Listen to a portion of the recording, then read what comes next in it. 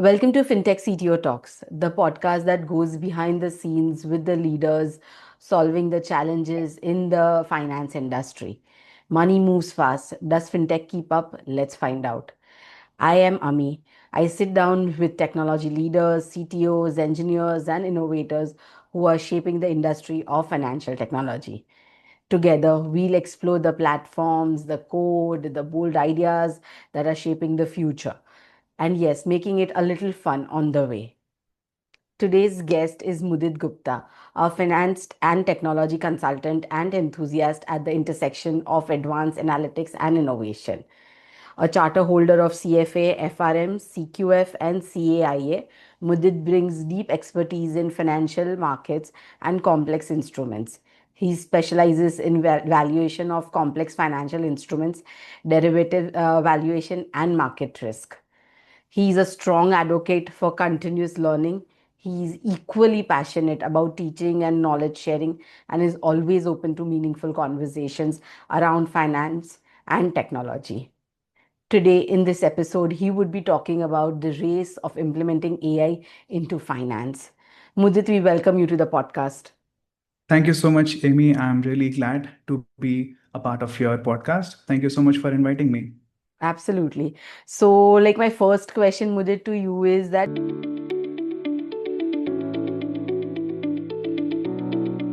as AI is moving faster, than almost any technology what we have seen in past, and for finance professionals specifically, the pace feels relentless.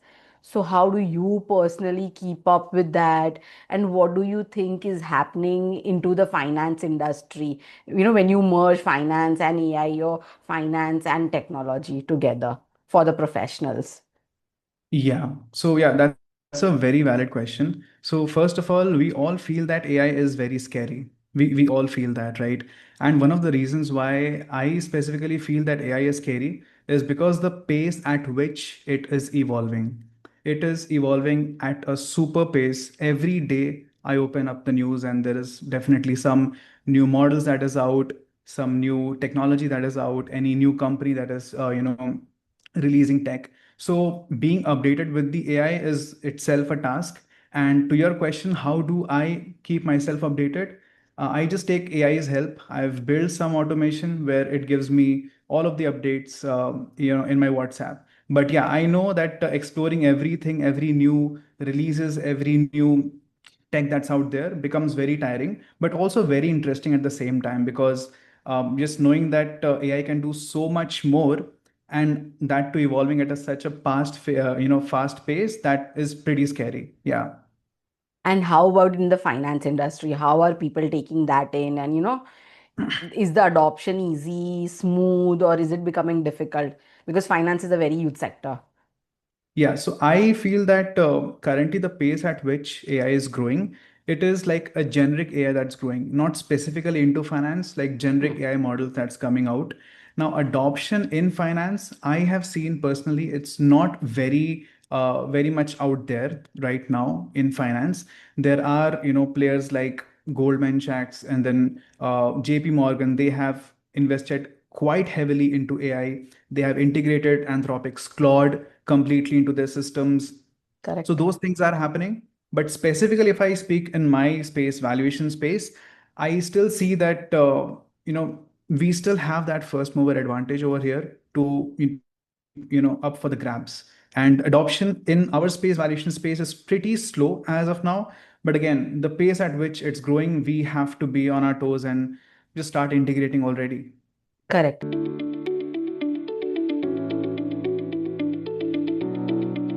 So, like, finance might be ranked the second sector globally, for adoption of AI. So, right behind technology itself. So, what's Yeah. actually driving it? And is it competitive pressure, the data advantage, or is it something else? Yeah, so the first sector that will be impacted the most is the technology, of course, the software development and coding and all of those things because AI is really good at it.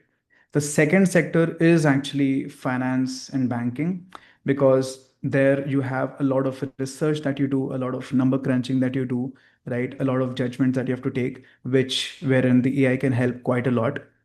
governance, research, a lot of number crunching that you do. So yeah, I mean, integration of AI into business and finance can be done very well, and that is the second sector, the top second sector that really will be impacted by AI. We'll be talking about the impact later on, but yeah, that is the second sector. And given that finance is all about numbers, mostly I would say 80 to 90% about numbers.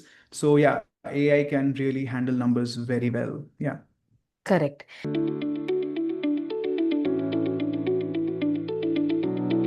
You were talking about Goldman Sachs. So, like, like the big four, they have started implementing, as you were saying.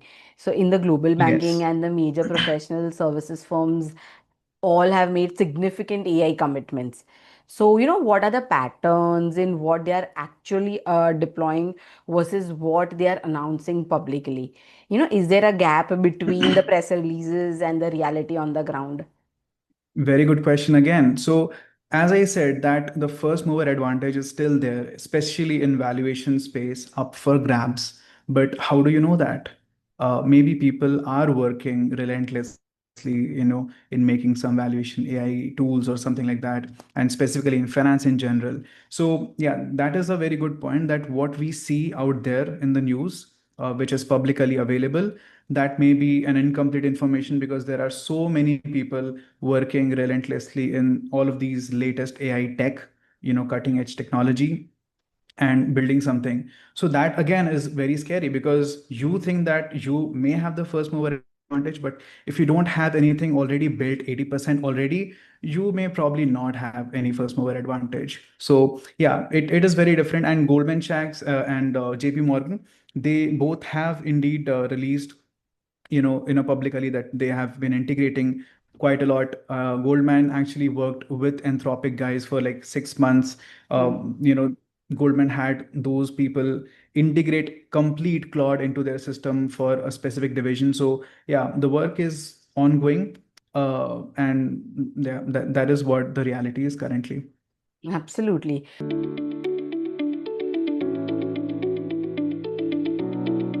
And when you were talking about the valuation, so despite all the momentum in finance broadly, AI adoption in valuation specifically has been quite slower, or it is going on a slow pace. So what makes valuation different, and why hasn't it moved at the pace what it needs to be moved? Like according to a research, it's like only 18% of valuation professionals report using AI as part of their core workflow.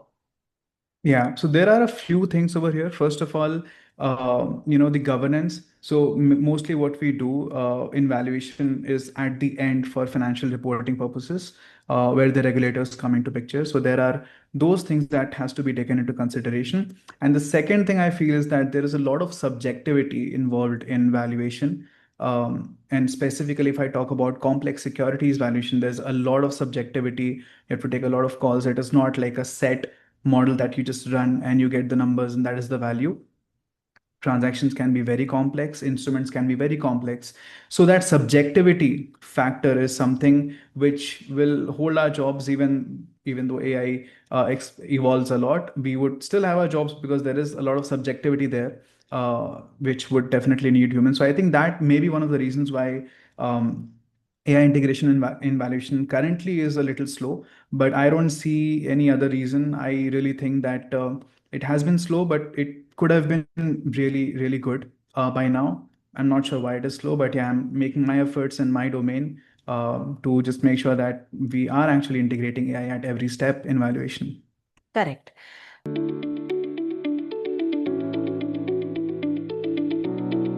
So, what can AI genuinely do well in general finance work right now in this situation, and where does it fall short? Like, is there any specifically for valuation, or does it map across everything? Can you just walk us through with few examples? Absolutely. Yeah, sure. So in generic finance work, the top things that we typically do is, first of all, we do market research and industry research. Again, AI is very powerful. It can scrape the web, In a few seconds, it can scrape hundreds of websites. It is that powerful. It is very quick. It has the speed, it has the accuracy, it can do it really well.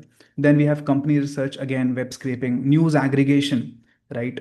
Sentiment analysis, all of those things. If you have a person sit on his or her desk versus an AI, you know the difference already, right? And then financial ratio analysis, all of those things. And again, when I say that when you have numbers, AI is really good with numbers, right? So that is one thing. Where are the factors where AI cannot actually do really well compared to humans? One thing I would say is risk assessment. There you would have some human judgment, and then client facing roles where you have to meet the client, win their business, right? In consulting, we do that quite a lot. So in that space, till now, AI has not come into the picture, and you can't really integrate an AI to talk to clients when they're working, all of those things. So those are the few things where AI will lag a bit, but mostly I would say 80% of the generic finance roles, AI can really do very well, way better than any human.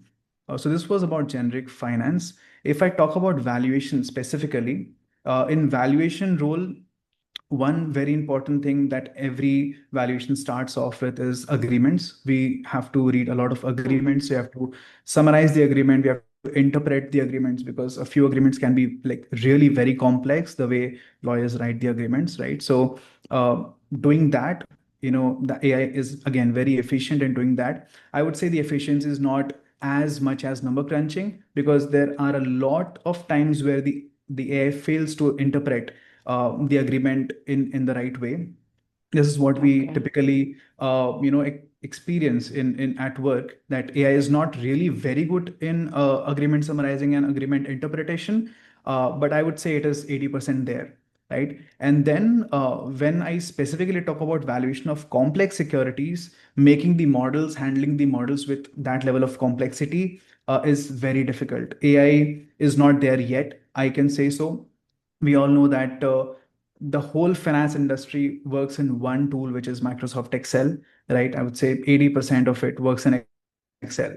And now AI has come inside of Excel as well. We have Claude inside of Excel. We have Copilot inside of Excel, GPT, Chat GPT inside of Excel.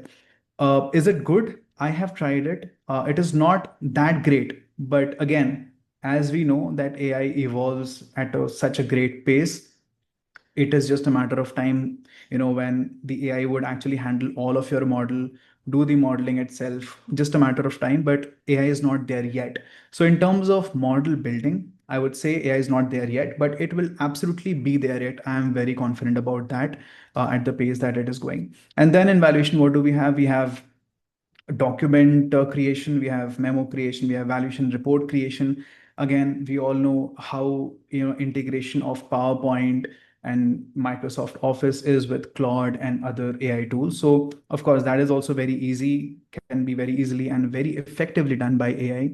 So yeah, I would say in valuation overall, I can say around 70% can be integrated. In valuation of complex securities per se, I would say it's around 40 to 50% there, but it will genuinely increase pretty fast in the coming few months, I would say. Correct.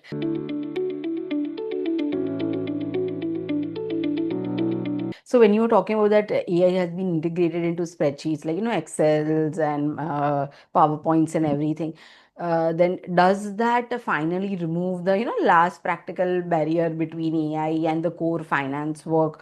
Or what has changed or what changes when the tools come to the workflow instead of other way around? What does that happen? So currently, the adoption in specifically inside of Excel, even I have explored it very little. I have not explored it quite a lot. So I'm exploring it in my personal work, Claude inside of Excel.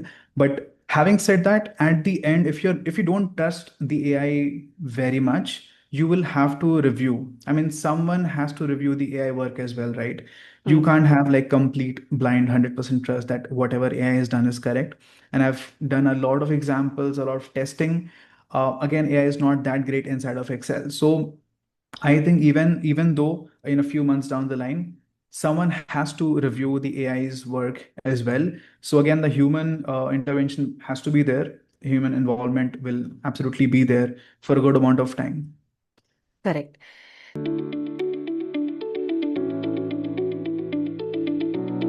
Now, like from that to I want to talk about data. Data is the most essential part into any finance setup, right? And everyone is talking about it, but still no one is talking about it, honestly. So when a financial professional pays client data on an AI tool, what are the real risks and who Yeah. actually is liable when something goes wrong? Very, very important question, data governance. And that is, I think, one of the things that every firm, every consulting firm, every company is very cautious about. They're doing a lot of work behind the scenes to actually get it right. So yeah, I mean, even when I think about it, when you're doing anything in your personal laptop or, personally, if you're doing anything, every data gets, involved in training of the public models. So Correct. if say for example, if you're doing any personal project or if you are doing any freelancing client work, everything will absolutely be used for training the public models. So there's no privacy over there, right? But when it comes to firms, when it comes to companies, when they take the enterprise subscription, in those cases there are contracts between the AI company and the subject company, where it says that the client data or any data will not be used for training the public model as such. It may be used for training their own enterprise model. So this is one thing where in valuation specifically, we have like very sensitive agreements, very sensitive pieces of information out there of the client, and we have to deal with it in a very cautious way. But then when I just upload all of those things into Copilot or enterprise version of AI, I feel that okay, is it still okay to do that? I mean, I know there are guardrails and there are firewalls, but it is a very critical and a very, I would say, fragile point where things may actually go wrong.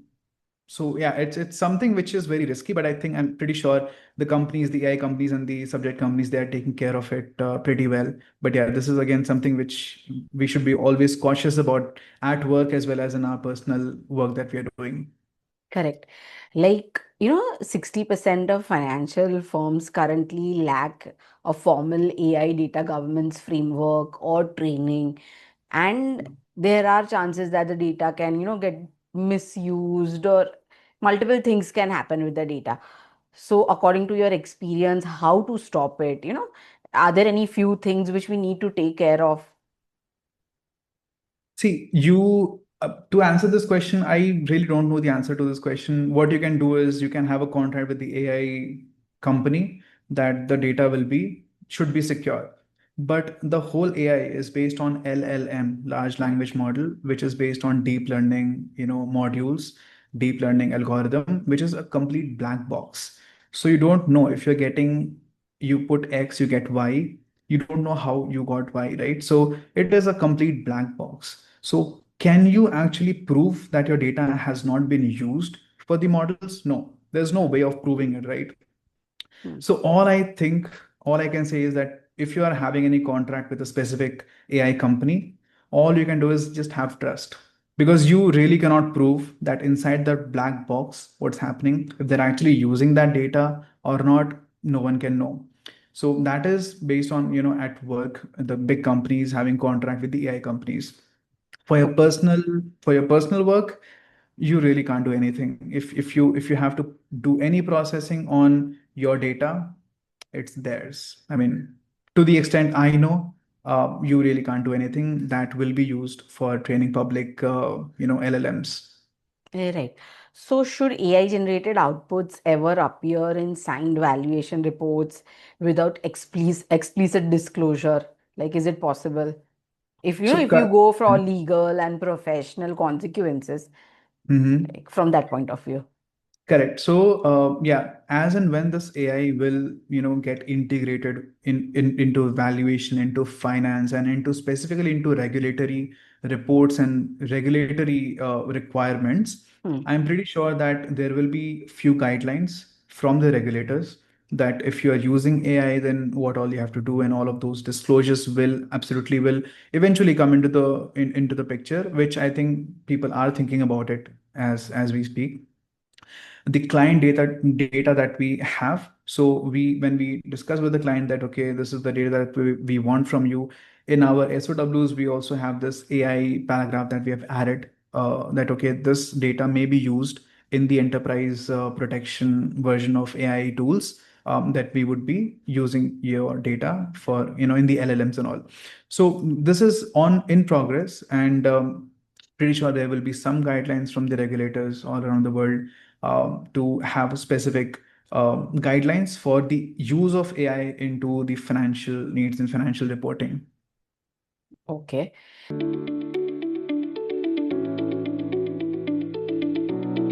Like now, a very common question which everyone is asking, and I want to ask, like, and let's be honest about it. Like with AI into picture, is there going to be job loss? Not the comfortable one. And if yes, which roles in finance and valuations are genuinely at risk? Which ones are safer than people think? And what does it mean just to survive when AI can handle 60% of the work what you are doing? Got it. Very, very important question as of now, and I'm pretty sure this is some thought which everyone has. Even I have had this thought a lot of times because I follow the AI. I have all of the latest AI technology in my laptop. I pay for all the subscriptions, and I see what is the power of AI and what it can do. And then it also scares me that maybe it takes my job as well. So yeah, coming to that point, if it will actually result to job reduction, the answer is right away yes, there will be job losses, absolutely. People do say that the jobs will evolve, which I completely agree. The jobs will indeed evolve, just like the invention of calculators or invention of computers. We thought that we'll lose job and there won't be anything to do. But again, our jobs evolved, right? So in the same way, with this AI thing coming into the picture, the jobs will evolve, but we also have to take into consideration that the jobs will get cut as well, right? So specifically from my side of the business, my domain, valuation or consulting in general, I think that consulting is completely based on one metric, which is hours, right? So number of hours that you charge the client, that's the revenue that you get, right? Now with AI into picture, the number of hours that you actually incur for doing a specific job is less because you have the AI efficiency, right? So the client will also not pay you as much, right? Because now the client knows that okay, you have that AI paragraph in the SOW, right? So the client would know Correct. that you have the efficiency. So the client would pay probably 20% less. Now, if client pays less, your margin decreases, right? So if your margin decreases, your profit decreases. So to have that same profit, you have to do cost cutting. And what's the best cost cutting over here? Job reduction. Humans. And the other way around is that you have a task force of, say, 100 resources that you're doing currently, but AI has given you a lot of efficiency. Probably 30% of your work is being done by AI, and it's very efficient. Now, you don't get a lot of more business. You don't get more business. So you again have to probably, let go some people because you have the efficiency of AI and you don't have like a lot of other projects coming in that's stable. So in that case also, companies may think of some job cuts, which we are indeed seeing in the industry, not in finance and valuation specifically, but Oracle, we have heard the news, 30,000 people got laid off. So yeah, that is one very harsh reality. Now coming to the next point, which types of job will actually get cut. So if you think in the corporate hierarchy versus horizontally, so in the hierarchy as such, the jobs of the junior analyst. So we have like let's break it down into three: junior analyst, and then medium managers and all, and then the senior leadership directors and partners. So in with AI, the most impacted segment would be the junior analyst because their work is more of the grunt work. They have to do like a lot of research, data crunching, Excel, and all of those things, right? uh, summarizing the agreement and all of those things. So their job is jeopardized currently. And then the middle level where there is a lot of subjectivity, where you have to take calls, you have to, solve problems, you have to simplify a very complex situation, problems, and all of those things. There, it's medium risk as of now. And for the top level, I don't think there is a lot of risk, because they completely operate with one thing which the AI doesn't have. That is experience. They operate with experience. They know if this happens, we have to do this. It's in their neural network, their brain, right? They have like 30, 40 years of experience, which AI really doesn't have. AI will really do very badly in those kind of work. So they are currently the most secure. This is what I feel, because experience will again eventually come into AI as well, but it will of course take time, right? The way it normally takes. So this was the vertical thing. For horizontal thing, I would say there are different types of work. Say for example, data entry, or maybe posting journal entries. I mean, even I can make a model right now in like a few days, which can do all of those things. So people who are having this entry level jobs, call centers, data entry, accounting entries, and all of those things, they really need to worry a little. But again, what would they do if AI takes their job? They will have to evolve with time. They will have to evolve. They will have to know AI better, because again, you need someone to run the AI models, right? You just can't have it completely autonomous as of now. So they will have to evolve with the AI developments. They will have to know more about AI, and this is what I've been saying since a few months now. If you really don't know what are the AI new models, updated models, what can they do, you are really in a very bad situation right now, because a few months down the line, you'll be lagging behind and you won't have the edge which others would have. So if there are like 10 people in the team, right? And if three of them knows about AI really well, and everyone else know that those three know about AI, and then in that team, if five people have to, have to be gone, so those three will definitely be there because they have the edge, they know AI. So one thing for all of them listening to me right now, please know about AI. Try integrating AI at work, because now is the time. It is now or then or never.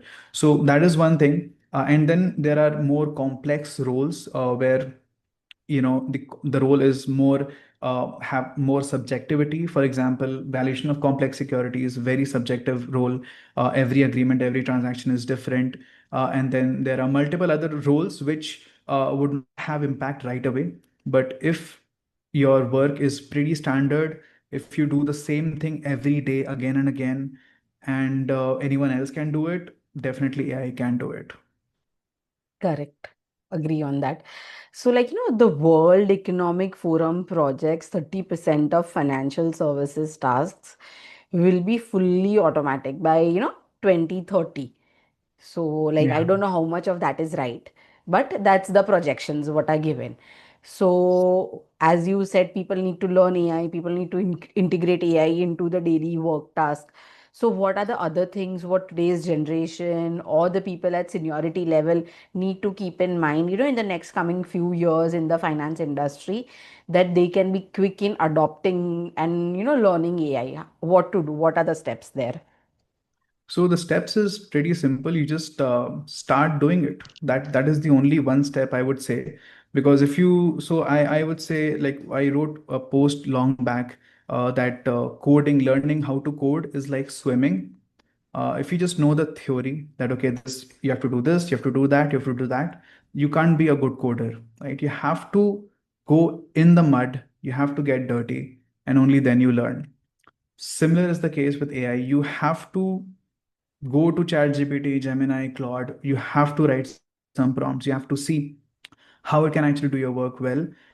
And if you have that kind of a mindset, you would be just amazed. If you have not tried it yet, you would be just amazed to see that what amount of work that you can actually delegate to AI.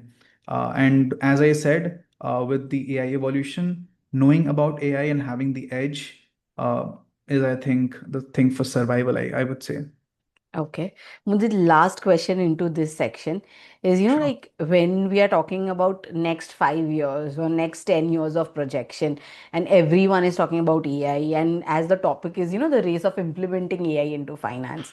So what will be the few, critical steps that this will be needed to implement it, or this just needs to get it done? And what do you see how the finance sector is going to evolve into technology, specifically into AI? Definitely, very good question here. So, 5 years down the line, when we talk about AI, I don't even want to talk about 5 years down the line. That is like too long, right? I want to talk about 1 year down the line, right? So even just 1 year down the line or 2 years down the line, there would be a good percentage of work that will be absolutely integrated with AI. I mean, hands down, that is a fact, that is a reality that will happen. If not 20%, maybe 40%, you never know. So that will absolutely happen.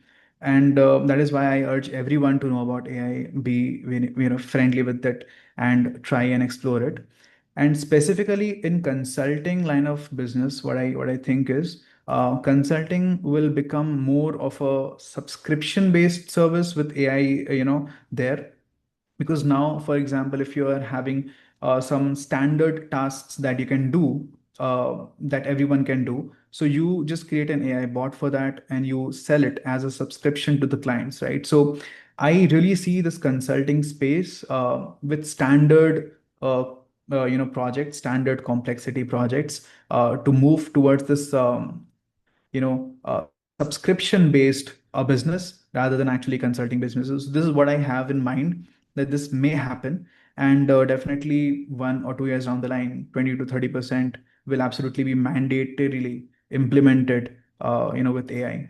Is what I feel. Okay, and what, like, continuation to the same question is how about, implementation and adaptation in India is going to happen? Like across the world, yeah, it is happening. Even in India, it is growing day by day. But like, what do you see in the next 1 year, as you said, as you mentioned? Yeah, specifically in India, yes. I think that, see, currently we have in AI specifically, we have three big players.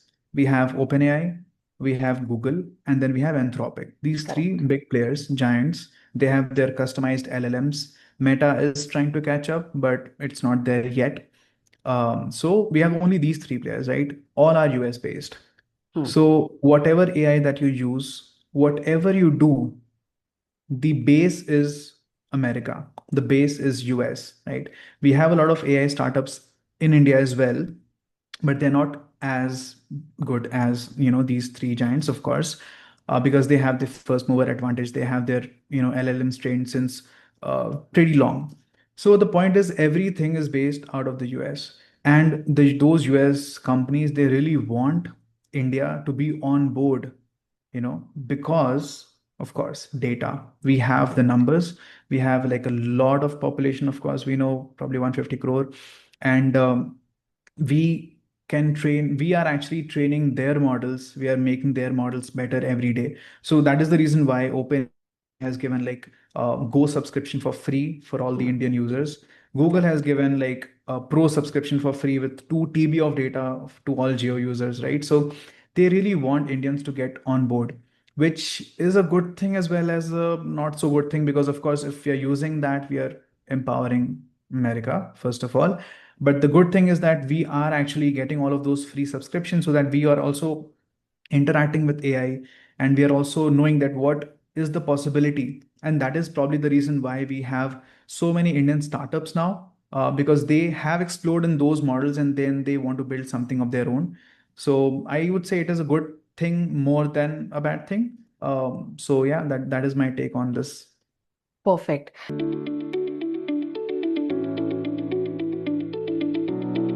Mudit, we'll move on to the next segment of this podcast. That's the rapid Sure. fire round. All I'll right. ask you a few questions and you'll have to be really Yeah. quick in answering. It Perfect. can be one word or max one sentence. Okay, max one sentence. Okay, that Yeah. will be. Can I use AI to summarize? No, these are easy ones and these are Okay. fun ones. Sure, sure. Yeah, go ahead, please. So CFA, FRM, CQF, or CAIA, which one gave Okay. you most sleepless nights? I would say FRM, and Huh? specifically FRM part two. I literally cried 2 days before the examination. I literally cried. I was not able to do that. And it was extremely difficult. And yeah, I would say FRM part two, very Okay. difficult. Okay. AI in finance, hype, hero, or headache? Sorry, come again. AI in finance, is it hype, a hero, or a headache? I would say it is a hope that we all have, and it would be the best enabler for the finance people. Okay. Python, MATLAB, or VBA? What is your go-to weapon? Go-to weapon any day, Python. I mean, Python is the king, bro. Of course. Derivatives, is it fascinating or frustrating? It is my love. I love derivatives. Okay. If finance was a movie genre, what would it be? Currently, sci-fi. Nice one. Coffee or code, what fuels your day more? So I am a tea person, by the way, but I would say at this point, I would go with coding, and that too vibe coding, because I've been exploring vibe coding recently. I've made a few applications, automations with vibe coding. So as of now, coding, yeah. Correct. Risk taking, calculated move or gut feeling? Good question. So I am a risk averse person, so I would always go with calculated moves, always. Okay. If you Yeah. weren't in finance, what you would you be doing right now? I would probably be an astronaut. I just Wow, love space astronomy. Yeah. that's an interesting choice of answer. Yeah. Teaching or learning, what excites you more? Both, because I learn as I teach, and that is the reason why I have this channel, Learn with Mudit. So that's a teaching channel where I teach people, but the name of the channel is Learn with Mudit. That means I teach you, and then I learn as well, and then you learn as well. So yeah, both. Correct. Last question. Finish this sentence. The future of finance is Sorry, the future of finance. finance is Yeah, the future of finance is first of all amazing, automated, and really great. absolutely.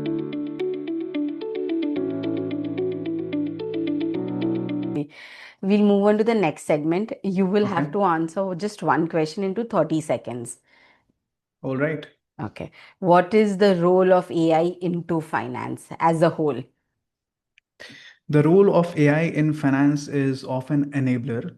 It enables the people who are into this finance role to get their job done accurately, very quick.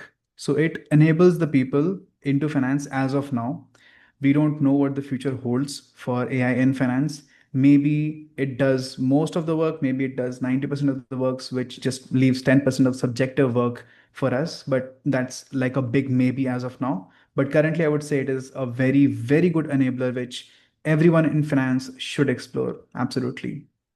Perfect. Thank you, Mudit, for the amazing answers, sharing correct information and latest information on the topic with all our audience today. Yeah, no problem at all. Always happy to be here. It was a great session with you. Thank you so much, Amy. Absolutely. So, everyone, let's stay connected to explore more on understanding about the evolving world of financial technology.